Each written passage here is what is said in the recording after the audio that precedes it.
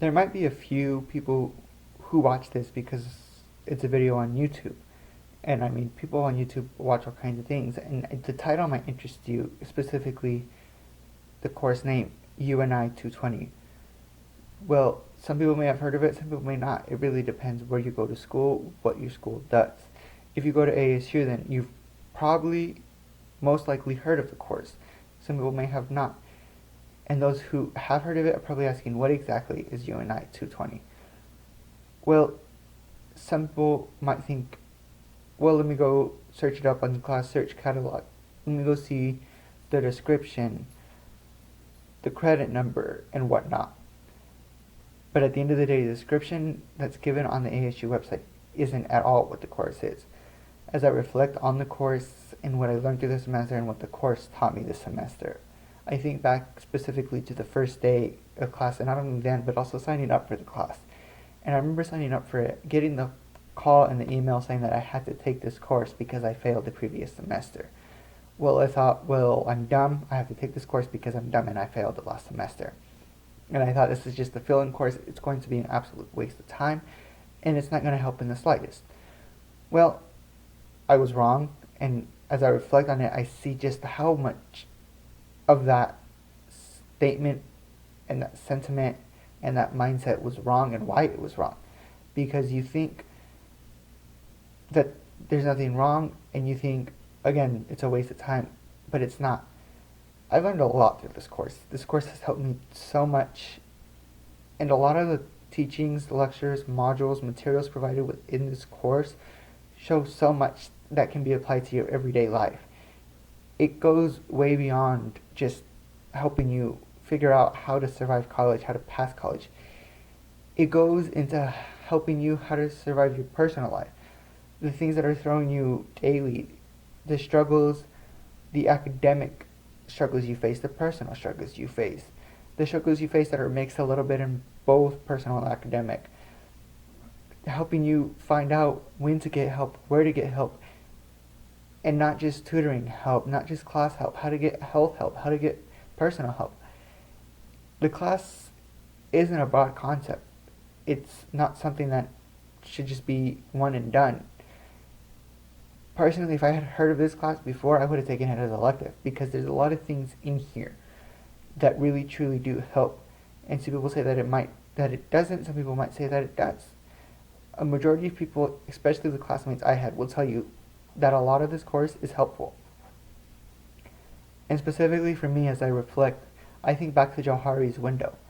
Well, some of you might ask what Johari's window is. It's a four-plane conduit that pretty much just tells you what you know about yourself and what others know about yourself. What others know but you don't. What you know but others don't, and what nobody knows about yourself. And I find that to be one of the most interesting concepts of the course, because not only did it require me to think about everything of myself, but to think beyond that, to think of the way I act, the way I speak, where my mindset is, to think of what I share with people, what I don't share with people, how I interact with people, to think of how other people see me that I cannot see myself as. It showed that at the end of the day, there's a lot of things you don't realize are going on within you, or how to deal with them. And Johari's window really helped me, at least, to open up, to figure out how to move things from what nobody knew about myself to what I knew about myself, to what not only myself and others knew about me. And it helped me to move things that only I knew about myself to both what others and I knew about myself. It was an exercise that helped me to sit down and see just exactly where I was and what things were where, and what parts of my life needed to go in which quadrant. And it truly, again, it helped a lot. And that's not an exaggeration. Without that exercise, I don't think I would have been engaged in the course as I would have, as I am now, as I have been since the very beginning.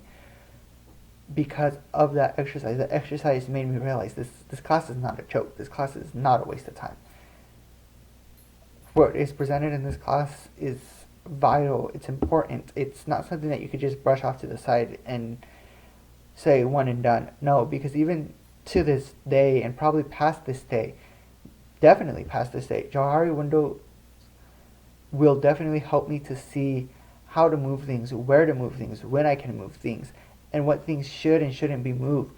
Because sure, you might know things about yourself, and some of those things you might not want other people to know. Some things you might want other people to know. And that's why the quadrants help, because they help you see what information is where, and what information should stay where, and what information should be moved.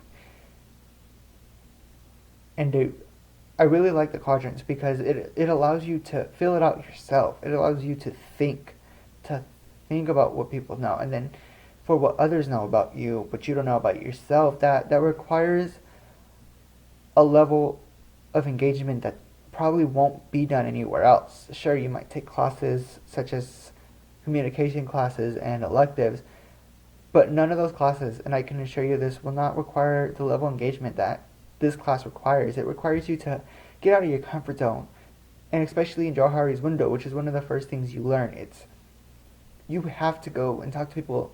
You have to go and talk to your friends and figure out what they know about you that you don't yet know about yourself. And you have to think, do I write this in the quadrant or do I not? How do I do this? Why do I do this? And it's really nothing, it's not anything bad. Sure, some of the things you may not like that are said about you, but again, you can always change those things. You can move it from what others know about me that I don't know about myself to what others and I know about myself. And then from there, you can work on that specific thing. And it's really crazy to see just how much Johari's window has affected my life since I filled out the boxes and the quadrants and I put what I needed to put in there. But it's not all about just filling out the things. It's about much more than that. It's about reflecting on everything that's happening in your life, everything that's happened in your life, what is bound to happen in your life, who you know, what you know, who you know, and what they know.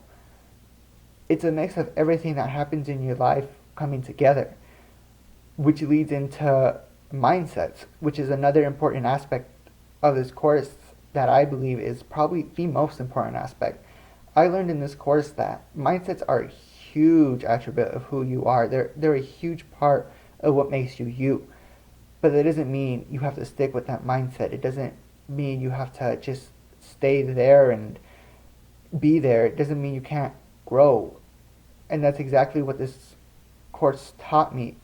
The stuff that was presented in this course regarding mindsets was by far when I was intrigued the most and interested the most, which led to me being interested in the rest of the course, because again, you see these things, you see everything that's going on, and then you get to the mindset portion and you kind of realize, hey, I had this mindset for this exercise while I was doing this exercise. And you come to realize that mindsets aren't just a one-way street. It's not just a thing that's fixated. And I mean, sure, one mindset is called fixed mindset versus growth mindset. But sure, you might have one mindset for everything, or you might have the other. But there's also a high probability that you'll have mindsets for both.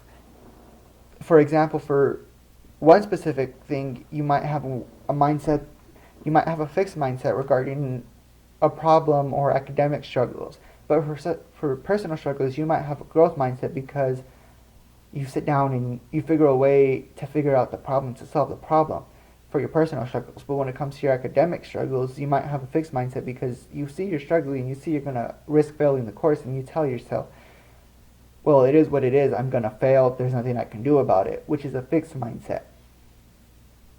Had it not been for this course, I probably would have been stuck in the fixed mindset for so many of my courses this semester. And I'm not going to lie, I started off badly with grades in all of my courses. I was in the D, E regions in all of them. Like, my major ones, they were all D, E areas, and I was risking failing, and I had gotten to the point where I told myself, you know what, it is what it is. If I fail this semester, I fail this semester. Take a semester off, and I'll figure it out during that semester. I have all figured out what I need to change, what I don't need to change, what's better for me, what's not better for me. But this course introduced me to the growth mindset, and I realized I don't have to wait to have a semester off to do that. I can do that now. I can figure out how to solve that problem right here, right now, as the courses continue. And that's what I did. I went from D and E regions in my major requirement courses to B and A's and C's because the course helped me to realize that you don't have to wait to change your mindset. You don't have to push it off. You can change your mindset at any given time. It requires that push. And the push isn't going to come easily. It's just not. You're going to have to give yourself as big of a push as you can until you're ready to go. And until that push actually works. And sometimes it might take longer than others. It might take longer than you think. But it's not about how long it takes. It's about getting your mindset to where you want to be. And as I mentioned earlier, I was failing most of my courses, if not all. Which then leads me into why this course wasn't a waste of time. Had it not been for this course and the materials, the lectures, the presentations, the assignments, I would have not been able to bump my grades up to where they needed to be to pass the semester, to pass the course itself, and to continue my academic career. The stuff that was taught to us and showed to us, and I don't want to say that the stuff in the course was taught to us because I don't feel like it was taught to us. And that's not saying that it wasn't taught in a bad way.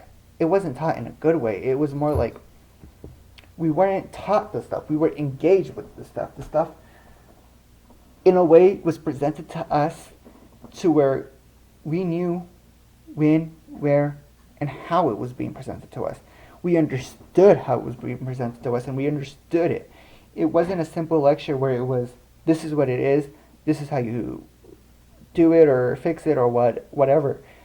It's not a traditional lecture. It's a lecture that requires engagement. It's a lecture that requires responses, active thought.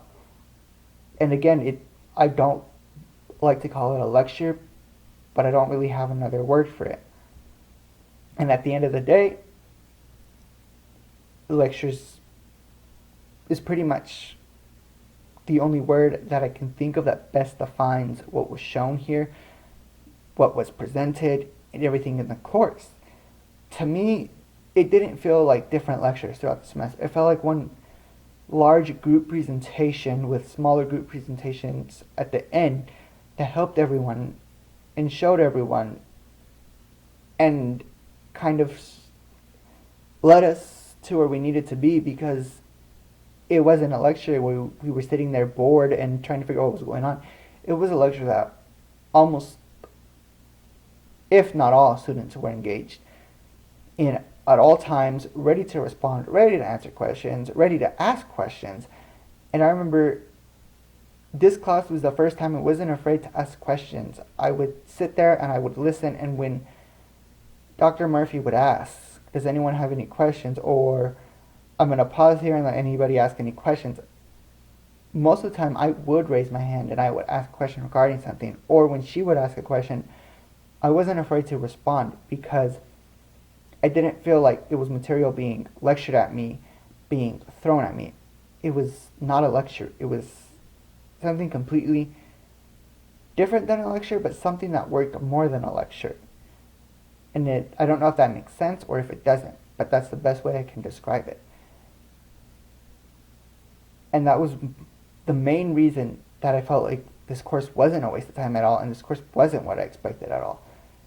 It was a major reason why I remained engaged throughout the entire course, why I was so interested in everything being said, everything being taught, everything being shown to us. It's something more. And had I not been in this course, had I not taken this course, had I not shown up to class periods and just said, you know what, I'm gonna just drop the class, or I'm just gonna drop the semester, I wouldn't have passed the semester. And that's simply what it comes down to. I would not have passed the semester.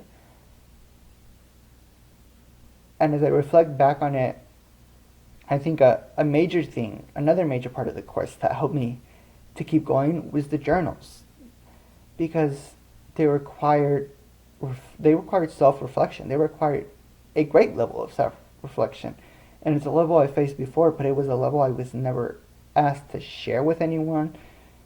I remember in elementary school we kind of had journals too. Middle school, high school, we had journals, but the teachers wouldn't read them. It was just you walk in, you write the journal, you close it, and you leave it in that class or your locker at the end of the day. And that's just what it was. No one would read it, no one would see it, no one would know what you wrote down that day. Even in elementary school, they wouldn't read it. They simply, if they saw you writing on the journal that day, you would get the grade for it. But instead, in this course, I was required to reach a level of self-satisfaction that also required me to share with other people, because Dr. Murphy read those journals. She saw what I wrote. She read what I wrote. She was able to experience everything that I did, and maybe not exactly experience it herself, but she was an active reader of everything that was going on. And those journals opened my mind so much, because everything that was happening throughout the semester, everything I felt, that I was able to sort of write in those journals. And it wasn't just things that were done in this semester per se. I got to reflect back on past when I was younger, such as the time I felt happiness, or the time I felt anger, or the time I felt frustration and such. It allowed me to think back not only on my current past, but on my way past, because we weren't limited to when the journal topics had to occur. We were just asked to self-reflect about a time when the journal topics occurred. And the class allowed, the course, the journal, and the topics allowed for me to keep what was in my mind, to transfer it to paper, to see physically what I was thinking, what I was responding, and to help me change the things that I put in the journal. And they did. They truly did help me to change things that I never would have thought about changing, such as how I deal with anxiety, how I deal with my depression, how I deal with my PTSD. I remember there was one journal topic in which I talked about that, and I think it was mentioned in a few of my journals, but there was one specific time when I talked specifically about my anxiety and how I tend to brush it off and just think nothing of it. Well, the journal helped me to sort of write down solutions that I think would help, and to later on implement those solutions, because that is what this course is about.